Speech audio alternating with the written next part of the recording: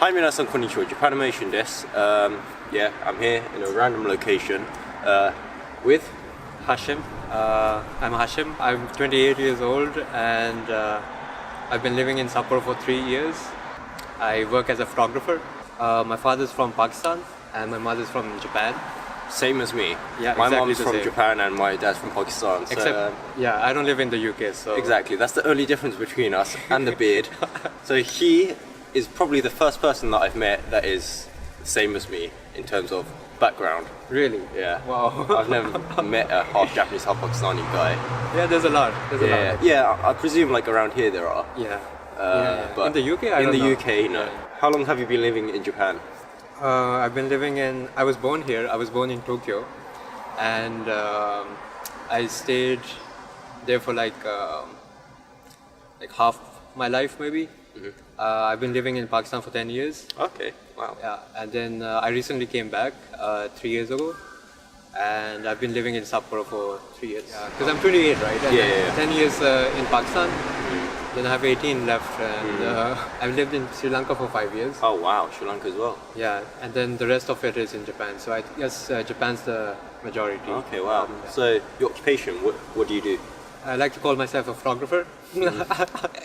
I don't know, but I also do other stuff. Like I've been selling stuff on Amazon. Sure. I have 2 Airbnb listings. Oh wow, okay. Yeah, and I have a website in Pakistan, Oh wow. and I'm working on another website. So, but my main source of income and what I like to call myself is a photographer. So. Okay. We'll come on to the photography. We'll come on to the photography bit. We'll come on to the photography in a bit. Yeah. What were the difficulties that you faced living in Japan?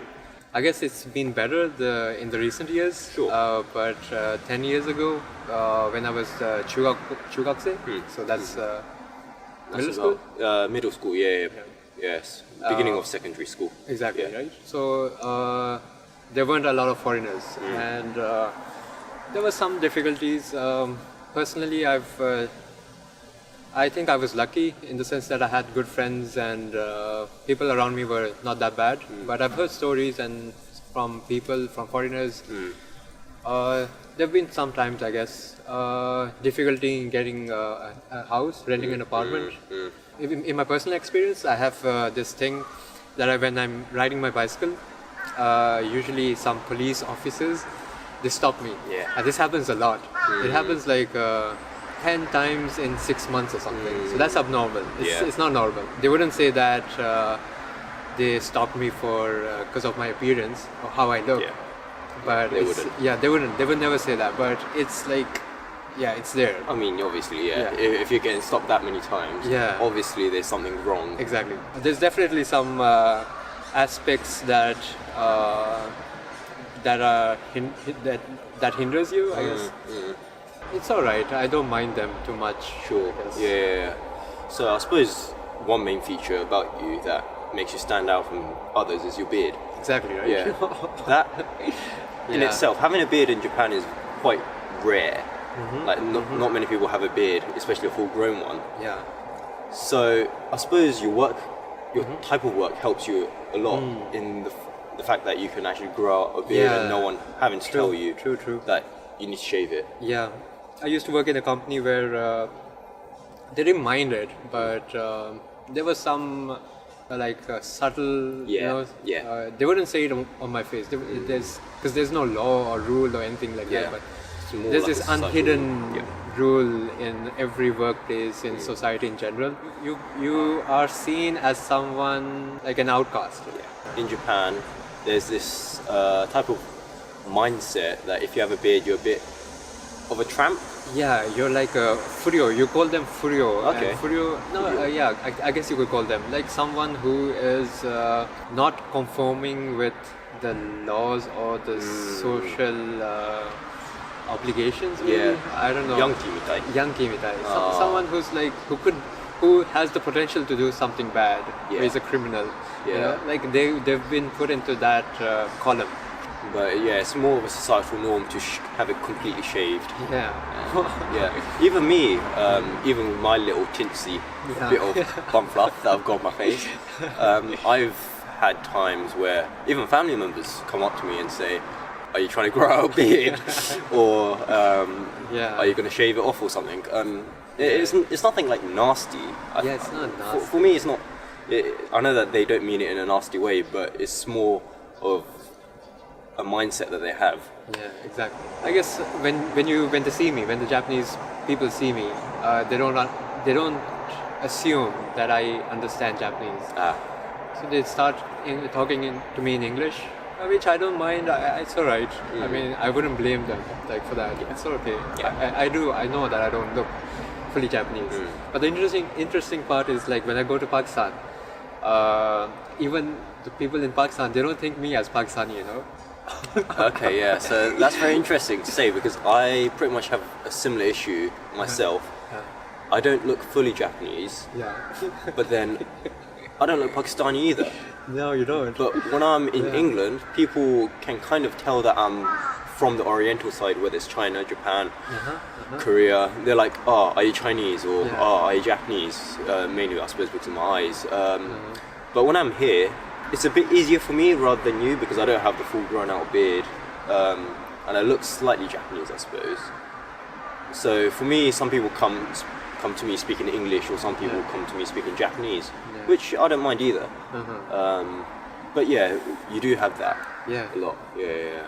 Not a lot of people can guess and be right on where I'm from. Yeah. I did have a couple of people, like this guy from Indonesia. Yep. Like I just met him. He was a stranger to me, but he was like, "You're half Pakistani and half Japanese." Oh, I'm you like, managed to "What?" tell. Wow, that's amazing. Yeah. So have you ever had the issue of not fitting in wherever you go? Like you're unsure of who you exactly are because obviously you're half, That's definitely. so you can't call yourself Nihonjin or Yeah. you can't call yourself Pakistani. Yeah. For me, I can't call myself British, even though I've got a British. Well, I can call myself British. I've got a British passport, but I don't have British blood in me. I've never lived in Really? Pakistan. I've never been in Pakistan, and Japan. I've lived here for about 4 or 5 years. So for me, it feels hard to completely feel like I am 100% welcome in a way. That's true. I felt like that, like a lot of major part of my life, maybe, because when I first came to Japan after living 5 years in Sri Lanka, so I didn't feel that I was part of the society in the way that even if I did feel that they wouldn't accept me, as they would always treat me as a foreigner or someone outside this circle. Yeah. So that's one of the reasons why I decided to go to Pakistan, because I thought maybe things would be different there. That's when I was like 15 or 16 that I decided to go to Pakistan. The main part of the reason was that I wanted to see what's it like in Pakistan. If they would accept me as their own, I also wanted to learn about the culture. It's in my blood, right? So Yeah. I should learn what goes on there. But in the end, even in Pakistan, I couldn't find that feeling of Yeah. an home. Yeah. Okay. It was good. I have my family there. I have friends there. I think they're like really good friends. Yeah. And I do consider it a home, just like I consider Japan a home. But in terms of the people there accepting me for as I am, or as being part of them, I guess Pakistani is better than Japan if you compare them. Pakistani people are more open to accepting Yeah. different stuff than Japanese. Yeah. They're both there, they're both for me, but, Sure. but at least for me, I consider them 50-50 as my home. I can't say anything about Pakistan because I've never been there in my life. So for me, my home, I consider it Japan because I was born here and I was brought up here. So I enjoy it a lot whenever I come back. Whereas England, I've been living there, even though I've been living there for most of my life, Yeah. I wasn't brought up there when I was a kid. So How I long was have you been living in England? Yeah. 14 years. 14 years? That's a lot. That's a lot. But even then, I feel as though something's not quite right. And when I come to Japan, I enjoy it the most out of all countries that I've been to. Really? Like I think even if an immigrant goes to England and starts living there for at 14, 15, 20 years, I think they would integrate. Yeah, they would. They could call themselves Oh British, yeah, right? they can. Yeah. It's not that bad. I mean, like Japan is super hard in that sense. Japan is very hard. Yeah. But I suppose it's the fact that I can speak a bit of Japanese. I am accustomed to the Japanese culture, and I have Japanese blood in me. Is the fact that I feel more at home here. All right. Okay. So going back to what you initially said, you feel as though the level of difficulty in living in Japan has decreased over the number of years. Oh yeah. Why do you think that? Foreigners, they're increasing every year, I guess. Like I see hafus and people, foreigners, not just tourists. The tourists is also a big factor, but people who are actually living here, they've integrated into the society. Yeah. They might have married a Japanese person, they have kids. So I've seen a lot of them increasing in number every year. Especially if you go to Tokyo, there's a lot. Oh yeah. 10 years ago, it wasn't. I felt like I was the only foreigner inside a train. But these days, it's like packed with foreigners. So that was mainly the negatives about living in Japan. What are the positives in living here? It's very livable. Like it's very easy to live, to be honest. Like you don't have to think a lot. Like even if I park my bicycle here, right, I don't really have to worry about it being stolen. Or if I'm crossing the street and it's a green light, I don't have to look if the cars are coming. If it's a green light, I can like shut my eyes and walk, and I'll still be safe. In Pakistan, it doesn't happen like that. It's not like that. So that's one thing. Like it's safe, it's livable, it's easier to live. You don't have to think about a lot of stuff. Even in business, like in Pakistan, I think you'd have to think twice and thrice about people who you are doing business with. If you do work for them, there's this possibility that they won't pay your work. In Japan, it doesn't work like that. If you do something, if there's an agreement there, like it has never happened. I've never had any trouble with money. Yeah, it's an honest society, isn't it? It's a very honest society. Yeah, and it's compared to England, like what you're saying about the road, Japan is a lot safer on the roads than England. Yeah, you get like idiots like driving so fast down the road. And they can kill someone. But here, everything is clean, it's safe. Yeah, it's clean. That's another thing. You don't have to worry about things. Exactly, yeah. The washrooms are so clean in here, like it's unbelievable. Over in England, I actually have this friend who's going back. She's from France. The thing that I'll miss the most is the toilet. Like wow, that's true. That's relatable.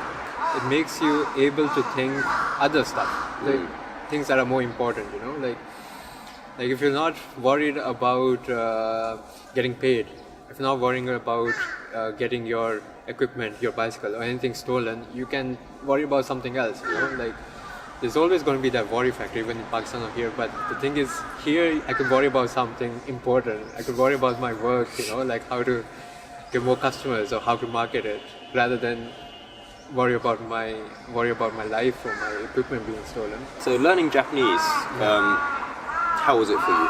Obviously you were born here. Yeah. You were raised here. How was it? We spoke Japanese at home. So my mother speaks Japanese, even my dad and my siblings, they all speak Japanese.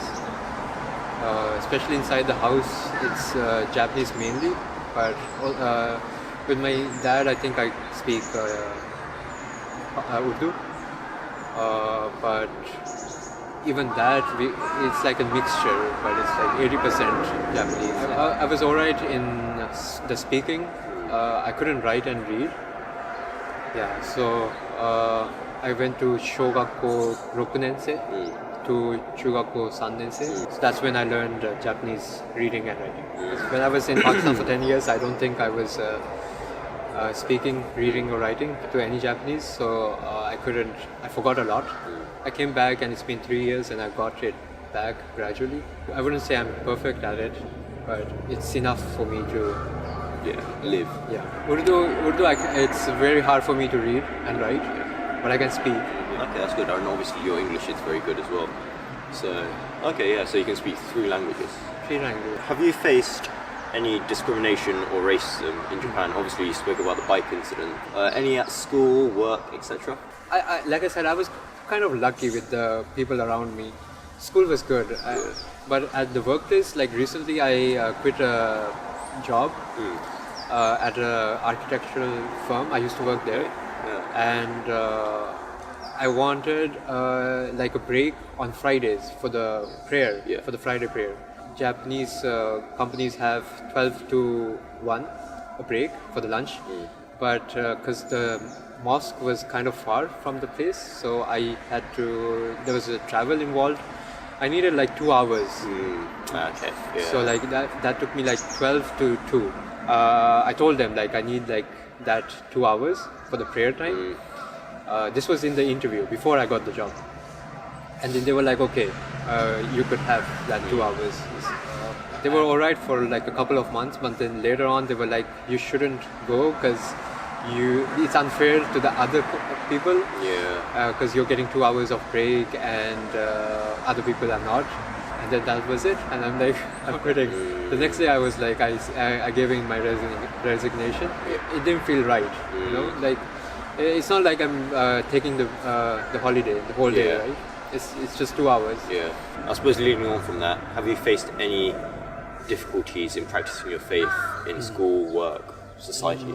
Not really, because when I was small and I was in the Shogako and Chugako, we had like the bento, not the bento, shokuji, what? Shokuji, Right? where they bring the where the school makes the lunch. Yeah, where the they school give- makes the lunch, and we have to eat that during lunch. Yeah. Usually they have meat and pork in it, and I couldn't eat that. So my mother would write a letter, email, whatever it was, to the school saying that these things aren't. But they like they didn't say anything. They were like, all right, because there were people who had allergies as well, and they would like do the It's same similar process. in a way, yeah. Okay, yeah, because I went to Shogaku Ninense, Yeah. and I remember my mum speaking with my class teacher. Yeah. I think it was every week she used to give me or send my mum a letter Yeah. to show the ingredients Exactly. of Yeah. all Yeah. the meals that was going to Yeah. be made for us within that week, and then she would like highlight what I can eat, what I can't eat, Exactly. and then they would provide that for me. Yeah. So Yeah. from my experience, from my very short experience, life in school was Yeah. it was almost like a normal kid, Yeah, except for the true. fact that you had to have slightly different meals. Yeah, that's true. Yeah. That's the only thing that that was different. Yeah, like you said. Recently, I met one of those friends from Shogaku, Okay. and we met like after 15 years or something. And I was attending his wedding, and he actually remembered that I couldn't eat pork and meat, Yeah. and then he would ask me. He asked me like for the wedding, like if there was anything that I couldn't eat. So he actually remembered. That was Okay, nice of that's him. very good. Do you enjoy living in Japan? Yeah. I mean, like it has its pros and cons. It does get a bit suffocating if you live too long, I guess. Okay. I feel it's still a closed society. Yeah. Not a lot of people accept something different. They all want everyone to fit in that Yeah. image that they have, the preconceived image that they have of someone. You know, they like conformity. They don't want. They're not too fond of individualism, like the West is maybe. But it's not that bad. Once you get over those, it's all right. Yeah. I've heard and I've seen, especially younger people, starting to change that type of mentality of a group mentality. Yeah, that's true. Yeah. Yeah. Especially some of the parkour guys that I train with at Hokudai. Yeah. They are saying that they want to slightly get away from that group mentality and start to become their own individual and do what they want. They could express yeah, themselves exactly. differently, Yeah. right? Yeah. Yeah, that is true. I do feel that, but it's very gradual. Like I said, compared to like 10 years ago, like Sure. there's definitely been a difference. So finally, your photography. How did you start photography? I just started with my camera, like my mobile Yeah. camera, I used to be an architect before. I learned Okay. architecture. Cool. Yeah. Yeah. And I was always fond of buildings and design. So even when I was an architect, I used to take pictures of houses and buildings by famous architects and stuff like that. I really liked photography and architecture. The company I quit, the firm I quit, the story I was just telling you about, was an architectural firm. And once I quit that, I just thought of other ways to earn a living. And just photography came up. I bought a camera and I started taking pictures of buildings.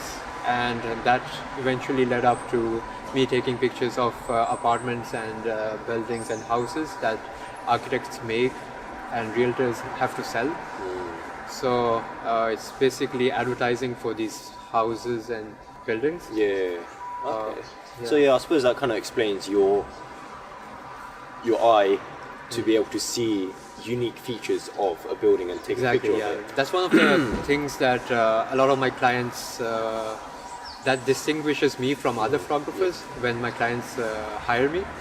It's mostly because I studied architecture and I know the unique features of a building and they like to photograph that. Yeah. So Yeah. So when did you start your photography? 2.5, maybe 2 years ago. And in the beginning it was, I couldn't pay my expenses with photography, so I had to Yeah. get another job. Yeah.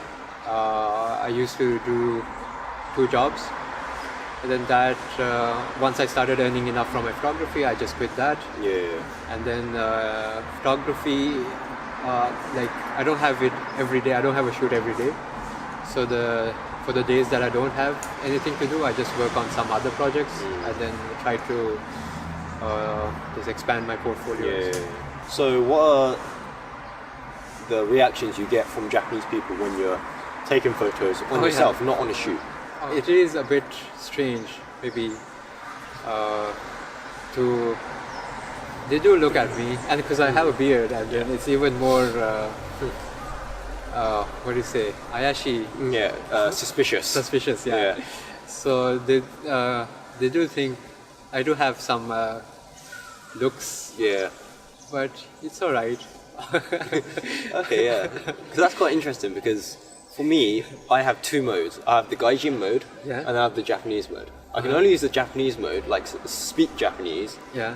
when it's a very simple conversation, when it's a simple situation. Yeah, okay. Like, I don't know, in a shop or when I'm speaking to someone. But when it's situations like that, when I'm doing, say, I don't know, parkour or filming, where taking photos, Yeah. I turn on the Gaijin mode so that That's true. it kind of like lowers their guard a bit, saying, "Ah, この人は外人だ." It helps me explain myself a bit more. Yeah, Like, alright. I'm taking photos. Yeah. I'm a foreigner. I'm a tourist here. Yeah, Yeah. yeah. So yeah, the other day, like I was telling you, I was taking a picture of these flats, and then the caretaker of the flats, or the owner, he comes to me and then he goes, "What are you doing?" Yeah. I say, "I'm just simply taking photos. Your building looks quite cool." And he goes, "What's so good about it?" And then Yeah, that happens. and then he's like probing me for questions. Where do you live? Blah Really? blah blah. And then I say, I just live in this Oh, area. was he trying to make conversation or was he like interrogating? It was a bit of both, to be fair. Okay. And then I said, I'm from England. I'm currently living in my grandmother's house, and blah blah blah. Okay. And then he goes, "How would you like it if someone takes a picture of your grandmother's house?" I was like, "Yeah, okay, I'll just leave it at that." But it's not illegal. It's it's not nothing illegal. illegal. So No. yeah, you might look suspicious, but Yeah. you're in your right. Okay, yeah, thank you very much for coming on. Yeah, thank you. And yeah, that was a very interesting half-hour talk. Thank you. Oh, what should eat it?